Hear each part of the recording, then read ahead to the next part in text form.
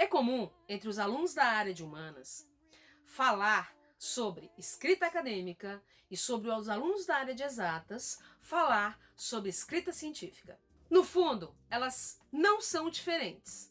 E o processo argumentativo se dá do mesmo jeito. Então, como esse será o tom da nossa conversa de hoje, se inscreve no canal, aciona o sininho da notificação, dá um like e compartilha esse vídeo com quem você quiser. Não esquece também que toda sexta-feira tem vídeo novo. Primeiramente, a gente precisa definir as esferas discursivas do conhecimento, que são 3. Discurso acadêmico ou científico, discurso de divulgação científica e discurso didático. O discurso acadêmico e científico é elaborado por e para cientistas na intenção de apresentar resultados de pesquisas. É muito comum de ser encontrado em artigos de periódicos, dissertações e teses.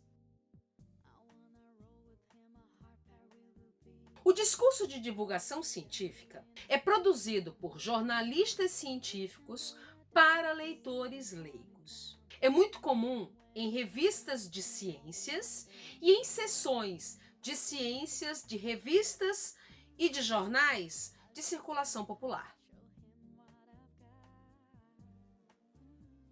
O discurso didático é produzido por professores para a instrução dos seus alunos. É facilmente encontrado em apostilas, slides de aula e livros didáticos. Eita, que Ivone também é cultura, né?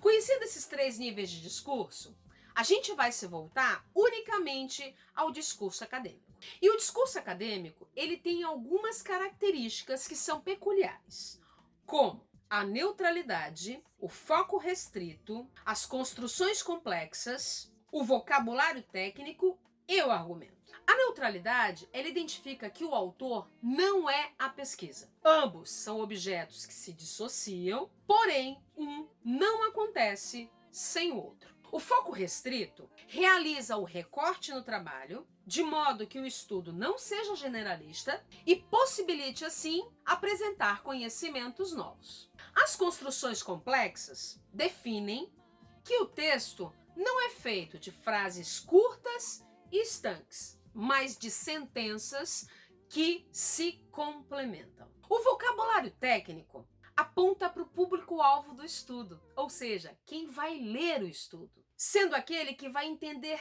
claramente o estudo justamente pelo fato de estar familiarizado com os termos. Por fim, existem tipos diferentes de argumentos, porém, aqueles que se aplicam ao discurso acadêmico são os argumentos de autoridade e de evidência.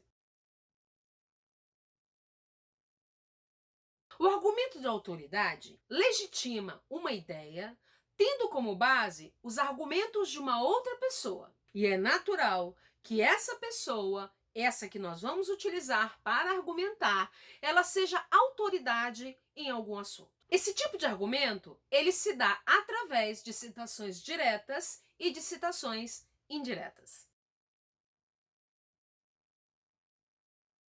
Já o argumento de evidência trata de dados apresentados e que foram coletados ou de modo primário ou de modo secundário. Ou seja, primário, quando o próprio pesquisador coleta os dados através, por exemplo, de um questionário. Secundários, quando esses dados foram coletados, por exemplo, pelo IBGE e que se encontram disponíveis nas estatísticas do censo.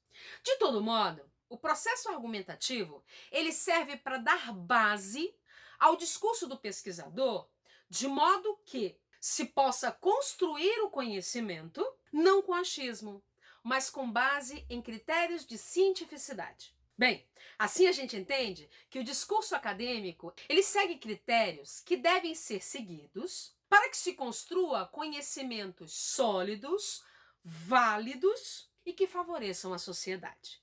Depois dessa enxurrada de conhecimento, eu espero que vocês tenham conseguido entender que o texto acadêmico, ele requer um pouquinho mais de empenho da nossa parte. Também espero que tenham gostado dessas explicações. Então, a gente se vê no próximo vídeo.